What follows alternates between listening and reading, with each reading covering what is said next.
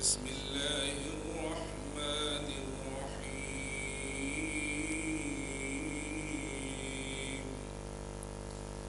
ما كان محمد أبا أحد من رجالكم ولكن رسول الله وخاتم النبيين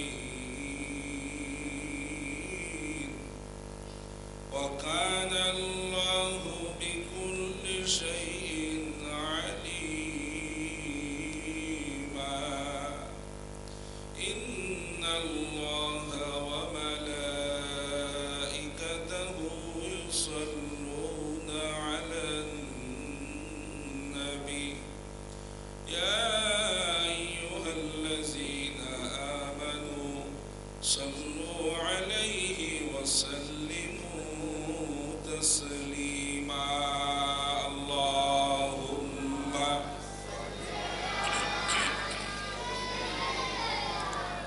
مولانا محمد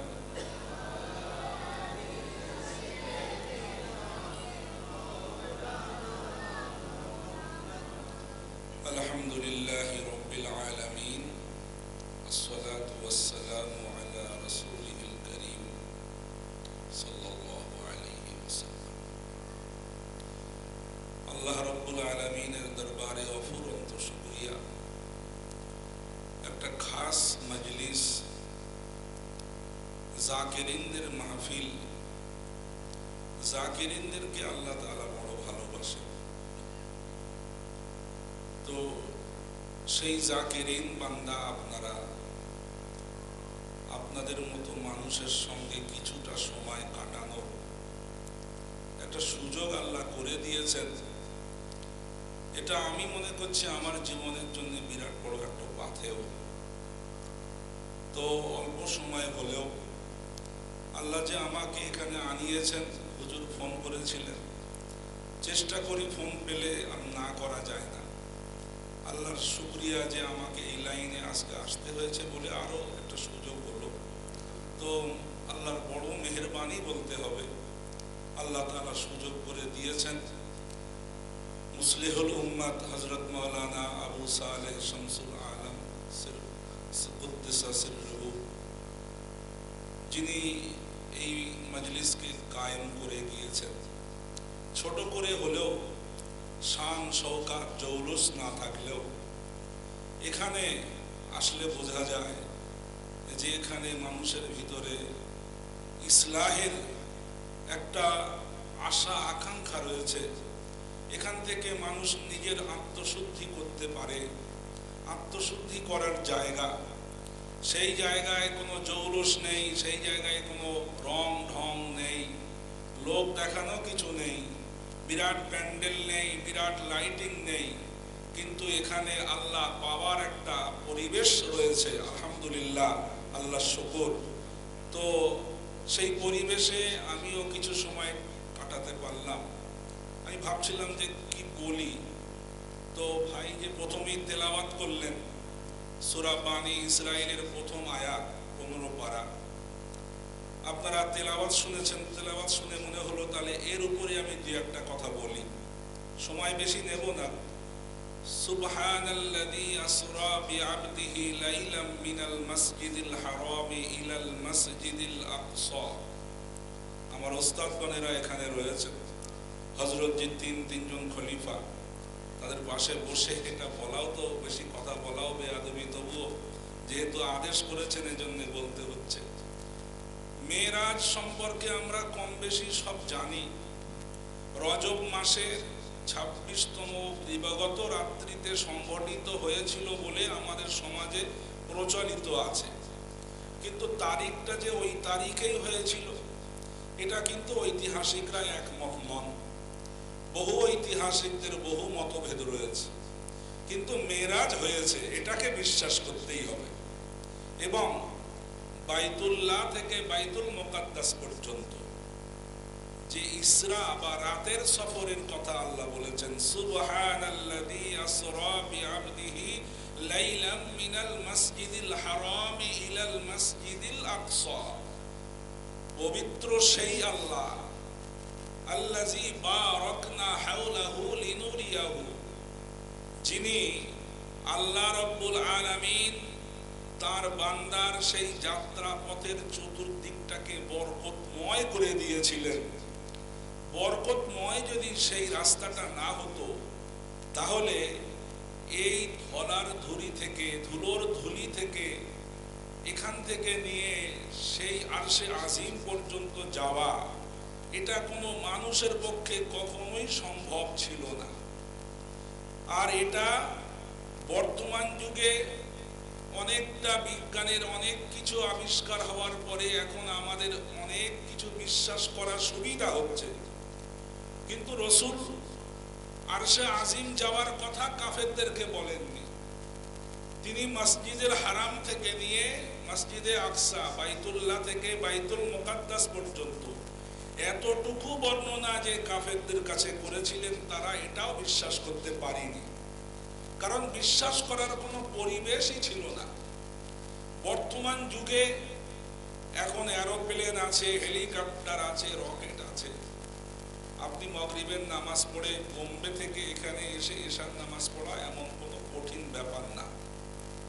বোম্বে থেকে এখানে কলকাতা 2.5 ঘন্টায় চলে আসতে পারবে, কোথায় 2000 কিলোমিটার রাস্তা।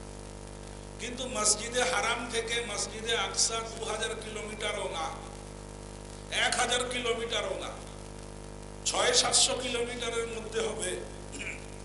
আল্লাহর নবী এই কথাটা বললেন, কাফেররা বিশ্বাস করতে পারল না। আমি বলতে চাচ্ছি যে মানুষের ঈমানের দাম সব থেকে বেশি। অনেকে বেঈমান হয়ে গেল, অনেকে এটা বিশ্বাস করতে পারল না। আর এইটাকে বিশ্বাস করে হযরতে আবু বকর সিদ্দিক আকবর হয়ে গেলেন। সুবহানাল্লাহ, তার থেকে বড় সিদ্দিক পৃথিবীতে কেউ হয়নি, কিয়ামত পর্যন্ত হবে। রাসূল যখন বর্ণনা করলেন, রাতের বেলা আমার কাছে জিবরাইল এসেছে, মিকাইল এসেছে। ঘটনা আপনারা জানেন, কাবা শরীফের পাশে নিয়ে যাওয়া হয়েছে, ওপেন হার্ট করা হয়েছে, সিনা চাক। সিনা চাকের কথা বললে সেই তখনকার লোকেরা এটা অবিশ্বাস করত, কিভাবে সম্ভব। কিন্তু বর্তমান যুগে ডাক্তাররা নিজেরাই সিনা চাক করছে, ওপেন হার্ট করছে। পুরো হার্টটাকে খুলে, সেখান থেকে হার্টটাকে বার করে, বুকটা খুলে হার্টকে রিপেয়ার করে আবার ঠিক জায়গায় রেখে দিচ্ছে। বর্তমান যুগে অস্বীকার করার কোনো জায়গা নেই, কিন্তু ডাক্তাররাও এটা জানতো না। ডাক্তারদেরও জ্ঞানের বাইরে ছিল যে মানুষের হার্টকে ফেড়ে ফেলে, পুরো বুকটাকে চিরে ফেলে, হার্টকে বার করে এনে আবার সেই হার্টকে জোড়া লাগিয়ে আবার তাকে সুস্থ করা যায়, এটা তারা জানতো না। জিবরাইল আমার নবীর হার্টকে ওপেন হার্ট করে আবার জুড়ে দিয়েছিলেন। বর্তমানে এইটাকে নিয়ে বিজ্ঞানীরা, ডাক্তারেরা, মেডিকেল সায়েন্সের লোকেরা আজকে হার্ট অপারেশন করার বিদ্যা শিখে গেছে। সুবহানাল্লাহ। তো ইসলামের ভিতরে মানুষ যদি গবেষণা করে অনেক কিছু পাবে। মেরাজ নিয়ে কাফেরদের প্রশ্ন ছিল, যেখানে আমরা বাইতুল মুকাদ্দাসে যাই, তাদেরকে বছরে 2 সফরে যেতে হতো। 2 সফরে আরব মক্কার লোকেরা যেত। তারা একবার সিরিয়ায় যেত, প্যালেস্টাইনে, বাইতুল মুকাদ্দাসে, ওই এলাকায় সফর করতে যেত, কারণ ব্যবসা করে তাদের খেতে হতো। ব্যবসায়ী কাফেলারা যেত, সেখানে যেতে কতদিন লাগে মোটামুটি তারা ধরে নিয়েছিল যে কম বেশি 1 মাস লাগবে যেতে, ফিরে আসতেও 1 মাস লাগবে। আর যদি মরু ঝড় হয়, তাহলে সেই মরু ঝড় দেখা দিলে আরো সময়টা বেশি লাগতে পারে। আল্লাহর নবী যখন বললেন যে গত রাতের বেলা রাতেতেই গিয়েছি, আবার রাতে ফিরে এসেছি, তারা কখনোই বিশ্বাস করতে পারে। হযরতে আবু বকর সিদ্দিকের কাছে তারা গিয়েছে, তারা ভেবেছে আবু বকর সিদ্দিক এই কথাটা অন্তত বিশ্বাস করবে না, কারণ সে জ্ঞানী মানুষ, সে প্রচন্ড জ্ঞানী, গুণী, বিচক্ষণ। আরবের বুকে হযরতে আবু বকর সম্পর্কে প্রচলিত ছিল, হযরতে আবু বকর জাহিলি যুগেও কোনদিন মদ পান করেননি। সুবহানাল্লাহ। যেখানে মদ পান করাটা খুবই একটা ঐতিহ্যপূর্ণ ব্যাপার ছিল। পিতা মাতা ভাই বোন একসঙ্গে এক টেবিলে বসে খাওয়া দাওয়া হয়ে গেল, সবাই মদ পান করত। কিন্তু সেই জাহিলি যুগেও হযরতে আবু বকর কখনো মদ পান করেছেন এরকম কোনো বর্ণনা কোনো জায়গায় পাওয়া যায় না। তার বিচক্ষণতাকে সবাই সম্মান। হযরতে আবু বকর সিদ্দিক রাদিয়াল্লাহু তাআলা আনহুর কাছে তারা চলে গেল, গিয়ে বলল, আবু বকর, আমরা তো আগেই তোমাকে বলেছিলাম মুহাম্মাদের মাথাটা খারাপ হয়ে গেছে। নাউজুবিল্লাহ, মুহাম্মদ ভুল বকতে আরম্ভ করেছে। নইলে আমাদের এত দেবদেবী থাকার পরেও কখনো বলে একজন আল্লাহ, এটা হয়? কত দেবদেবী আমাদের রয়েছে, আমরা কতজনকে আমরা ডাকি, আর সব ছেড়ে মুহাম্মদ বলছেন না একজন ছাড়া কাউকে মানা যাবে না। আমরা তো আগেই বলেছিলাম তার মাথা খারাপ। আর এখন কি বলছে শুনতে পাচ্ছ? কি বলছে? রাতের বেলা সে নাকি বাইতুল মুকাদ্দাসে জেরুজালেমে গিয়েছে, আবার রাতে ফিরে এসেছে। তারা মনে করলো আবু বকর কখনো বিশ্বাস করবে না, এক কথায় বলবে এটা অসম্ভব। আমরা তো জানি যেতে লাগে 1 মাস, ফিরে আসতে লাগে 1 মাস, আর তোমার নবী বলছে রাতে গিয়েছে রাতে ফিরে এসেছে, এই কথা কি কখনো কেউ বিশ্বাস করতে পারে? হযরতে আবু বকর সিদ্দিক রাদিয়াল্লাহু তাআলা আনহু বললেন, চলো আমি নবীর দরবারে যাব, নবীর মুখে শুনবো। সুবহানাল্লাহ। আল্লাহর নবী কাবা চত্বরে বসা। আবু বকর সিদ্দিক রাদিয়াল্লাহু তাআলা আনহু কাবা চত্বরে এসেছেন, আল্লাহর নবীকে প্রশ্ন করেছেন, ইয়া রাসূলুল্লাহ, ইয়া হাবিবাল্লাহ, গত রাতের ঘটনা আমি আপনার মুখ থেকে একটু শুনতে চাই। আল্লাহর নবী যখন বিস্তারিত বললেন, উম্মে হানির বাড়িতে শুয়েছিলাম, জিবরাইল আসলেন, মিকাইল আসলেন, আমাকে কাবার ধারে নিয়ে গেলেন, জমজম কূপের ধারে আমাকে শুইয়ে ফেললেন, আমার পুরো হাট আমার বুকটাকে চিরে ফেললেন, তারপরে আমার হাট আমার আমার কলিজা বার করে পুরো ধুয়ে আবার ভিতরে ঢুকিয়ে দিলেন, তারপরে বোরাক আনলেন, সেখান থেকে বাইতুল মুকাদ্দাসে গেলাম। সমস্ত নবীরা বাইতুল মুকাদ্দাসে আমাকে ইস্তেকবাল করলো, মারহাবা, আমাকে স্বাগতম জানালো। আমি তাদের ইমাম হয়ে নামাজ পর্যন্ত পড়ালাম। এখনো পর্যন্ত আরশের বর্ণনা করেননি। কাফেররা শুনে অবাক হচ্ছে, বলে কি? হযরতে আবু বকর সিদ্দিক ওই সময় বলেছিলেন, তোমরা কি বিশ্বাস করো? সবাই বলছে কখনো এটা বিশ্বাস করা যায় না। হযরতে আবু বকর সিদ্দিক আল্লাহর নবীর দিকে ইশারা করে বলেছিলেন, ইয়া রাসূলুল্লাহ, ইয়া হাবিবাল্লাহ, পৃথিবীর একটা মানুষও যদি বিশ্বাস না করে, আমি আবু বকর মেনে নিলাম, আপনি কখনো মিথ্যা কথা বলতে পারেন না, আপনি সত্য বর্ণনা করেছেন। সুবহানাল্লাহ। রাসূল বলেছিলেন, আবু বকর, তোমার এই মুহূর্তের যে ঈমান, শুধু এই মুহূর্তের যে ঈমান, এই ঈমানটাকে যদি গোটা আমার উম্মতের মধ্যে ভাগ করে দেওয়া হয়, কিয়ামত পর্যন্ত আনেওয়ালা উম্মত, কিয়ামত পর্যন্ত যারা আসবে পৃথিবীতে, তোমার এই মুহূর্তের ঈমান পাল্লার যদি একদিকে রাখা হয়, আর গোটা পৃথিবীর উম্মতের ঈমান যদি পাল্লার অন্যদিকে রাখা হয়, আমি নবী বলছি আবু বকর, তোমার ঈমানের পাল্লা ভারী হবে। সুবহানাল্লাহ, সুবহানাল্লাহ। কেন? কারণ ওইটা হযরতে আবু বকরের ঘোষণার কারণে ইসলাম সেদিন জিন্দা হয়ে গিয়েছিল। নতুন যারা ইসলাম কবুল করেছিল ভাবছিল এইরকম অবিশ্বাস্য কথা কিভাবে মানব, কিন্তু হযরতে আবু বকর দৃঢ় চিত্ত যখন ঘোষণা করলেন, কেউ না মানে আমি মানব, নতুন মুসলমানরা বলেছিল আমরাও মেনে নিলাম। সুবহানাল্লাহ। বহু মানুষের ঈমান বেঁচে গিয়েছিল, ইসলাম জিন্দা হয়েছিল। ওই ঈমান আবু বকরের এক ঈমান গোটা পৃথিবীর মুসলমানের ঈমান জিন্দা করে দিয়েছিল। আমাদের হাওড়া জেলায় আমাদের হযরতজি হয়তো সেইভাবে বিরাট প্রচার তার নেই, কিন্তু আমার যতটুকু ধারণা, তার দৃঢ় চিত্ত, তার ঈমান আজকে আমাদেরকে উদ্ভাসিত করেছে। আমরা এখানে বসে আমরা বুঝতে পারছি যে কিছু রত্ন ইনশাআল্লাহ তার মাধ্যমে তৈরি হয়েছে। বলুন সুবহানাল্লাহ। রাসূলকে যখন তারা বিশ্বাস তখনও করিনি। তখনও পায়তারা করছিল যে কিভাবে আমরা মুহাম্মাদের মুখ বন্ধ করব। তারা বলল, মুহাম্মদ সত্যি তুমি গিয়েছো না কেন? পরীক্ষা না করে আমরা মানব না। কি রকম পরীক্ষা করবে? আমাদের মধ্যে বাইতুল মুকাদ্দাসে গিয়েছে এই রকম লোক অনেক অনেক অনেক আছে। তার মধ্যে বাইতুল মুকাদ্দাসের একেবারে খুব বড় বিশেষজ্ঞ যিনি, তার নাম মুতঈম বিন আদি। মুতঈম বিন আদিকে ডাকা হলো, বলল, মুতঈম বিন আদি তোমাকে বাইতুল মুকাদ্দাস সম্পর্কে কিছু প্রশ্ন করবে। যদি প্রশ্নের উত্তরগুলো তুমি যথাযথ দিতে পারো তবে বলবো হ্যাঁ তুমি গিয়েছো, আর যদি না পারো বুঝে নেব তুমি ভণ্ড। বলুন নাউজুবিল্লাহ। রাসূল বলেছিলেন, আল্লাহ তো আমাকে নিয়ে গেছেন, আল্লাহ যদি আমাকে সেখানে নিয়ে যেতে পারেন, রাতের অন্ধকারে ফিরিয়ে আনতে পারেন, সেই আল্লাহ অবশ্যই প্রশ্নের জবাব আমাকে দিয়ে আল্লাহ দিয়ে নিতে পারেন। সুবহানাল্লাহ। রাসূল বললেন, ঠিক আছে তাই হবে। মুতঈম বিন আদি এসে আল্লাহর নবীকে কয়েকটা প্রশ্ন করল। সে বলল, যদি আপনি গিয়ে থাকেন তাহলে বলেন বাইতুল মুকাদ্দাসের পিলার কটা?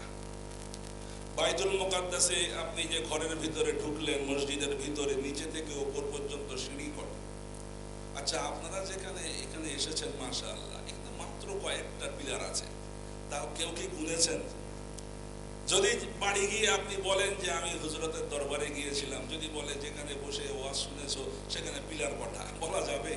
কখনো না। মসজিদে ওটা সিঁড়ি কটা? না, মাত্র 2-3টা, তবুও আমরা গুনি না। আল্লাহর নবী অবাক হয়ে গেলেন যে এটা প্রশ্ন, আমি তো গোনার জন্য যাইনি, কিন্তু আমার আল্লাহ রাসূলের সম্পর্কে বলেছেন, হু আল্লাযী আরসালা রাসূলাহু বিল হুদা ওয়া দীনিল হক লিইয়ুযহিরাহু আলাদ দীনি কুল্লিহি। সব কিছুর উপরে, সব ধর্মের উপরে, সব দ্বীনের উপরে আমার নবীকে আমি বিজয়ী করব। বলুন সুবহানাল্লাহ। আল্লাহর নবীকে তো আল্লাহ হারিয়ে দেবেন না। মুসলিম শরীফের রওয়ায়াত, ফাজাল্লাল্লাহু লিয়াল বাইতাল মুকাদ্দাস, আমার আল্লাহ আমার সামনে বাইতুল মুকাদ্দাসটাকে উদ্ভাসিত করে দিয়েছেন। সুবহানাল্লাহ। হাদিসের শেষ শব্দ ওয়ানা আনজুরু, এবং আমি নিজের চোখে পুরোপুরি সব কিছু দেখতে লাগলাম। আর জোরে বলুন সুবহানাল্লাহ। কোন জায়গায় কটা সিঁড়ি, কোন জায়গায় কটা পিলার, কোন জায়গায় কি আছে, মুতঈম বিন আদি একটা একটা করে প্রশ্ন করে। আমার আল্লাহ আমাকে পুরোপুরি বাইতুল মুকাদ্দাসের ছবি দেখায়। সুবহানাল্লাহ। স্লো মোশনে আপনারা দেখেন না টিভির পর্দায়, বলটা কোথায় গেল, কোন ব্যাটে লাগলো, কোন জায়গায় গিয়ে আউট হচ্ছে না হচ্ছে, পুরোপুরি আজকের তার থেকে বিজ্ঞানীরা টিভি আবিষ্কার করলো, পর্দা আবিষ্কার করলো, এটা আমার নবীর মাধ্যমেই তারা পেয়ে গেছে। সুবহানাল্লাহ। আল্লাহর নবী যখন সব যথাযথ জবাব দিয়ে দিলেন, ওরা টু শব্দ করতে পারে না। হাদিসে এসেছে, রাসূল বললেন, শোনো তোমাদের প্রশ্ন শেষ, হ্যাঁ আমি বাড়তি দুটো কথা তোমাদেরকে বলবো, কি তোমরা মিলিয়ে নিও। আমি যখন বাইতুল মুকাদ্দাসে যাচ্ছি, ওই সময় আমাদের মক্কারই একটা কাফেলাকে দেখলাম, ওদের একটা উট হারিয়ে গেছে। আমি দেখেছি ওরা ওই রাস্তায় উটকে খুঁজে খুঁজে বেড়াচ্ছে। ওরা যখন ফিরে আসবে আমার কথাটা মিলিয়ে নিও, কিন্তু ফিরে আসতে তো সময় লাগবে, সেটা তো অনেক দেরি হবে। সবে যাচ্ছে, প্রায় 2 মাসের মতো সময় লাগবে, বাণিজ্য করবে, সেখানে থাকবে 2 থেকে 3 মাস 4 মাস লাগবে। বললো সে তো অনেক দেরি হবে। রাসূল বললেন, তবে আর একটা খুব তাড়াতাড়ি মিলিয়ে নিতে পারবে, এখনই মিলিয়ে নিতে পারবে। কি? ফেরার সময় আমি আর একটা কাফেলাকে দেখেছি। সুবহানাল্লাহ। আমাদের মক্কারই একটা কাফেলাকে ফেরার সময় আমি আবার একটা কাফেলা দেখেছি। সেই কাফেলার একেবারে সামনে যে উটটা আছে, সেই উটের পিঠে আমি দেখেছি 2টো বোঝা। একটা বোঝা সাদা কাপড় দিয়ে মোড়া, আর একটা বোঝা জরি কাপড় দিয়ে মোড়া।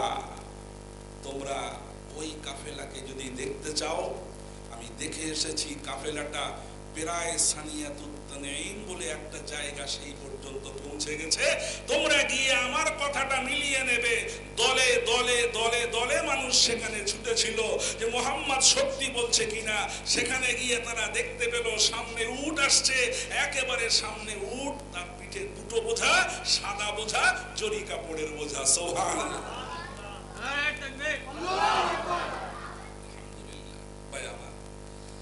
আমার রসুলকে আমার আল্লাহ বিজয়ী করেছেন, রসুলকে আমার আল্লাহ দুনিয়ায় মান মর্যাদা দিয়েছেন।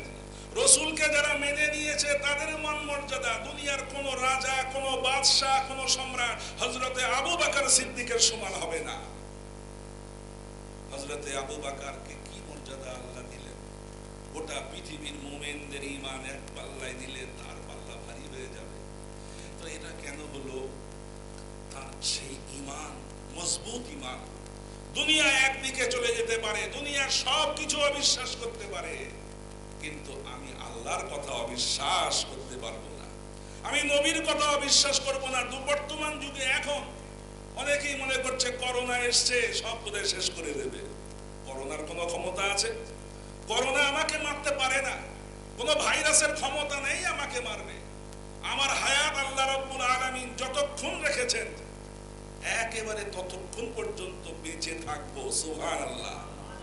ইজা জাআ আজালুহুম লা ইস্তাখিরুনা সাআতাও ওয়া লা ইস্তাকদিমুন।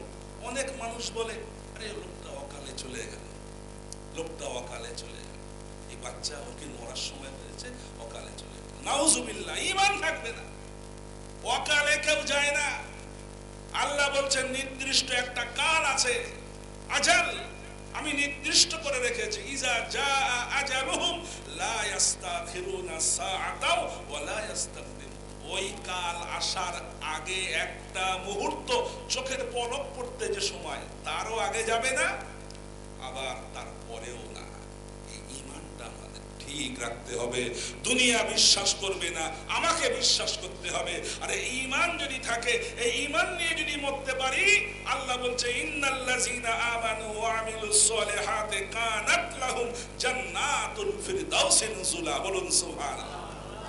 এই ঈমানদারদের জন্যই, এরাই যখন নেক আমল করবে তাদের জন্য আমি জান্নাত তৈরি করে রেখে দিয়েছি। ঈমান শুধু দাবি করলেই হবে না। রসুলের সঙ্গে নামাজ পড়েছে আব্দুল্লাহ বিন উবাই, রসুলের সঙ্গে জিহাদ করেছে, কিন্তু ঈমানদার না, ঈমানদার না।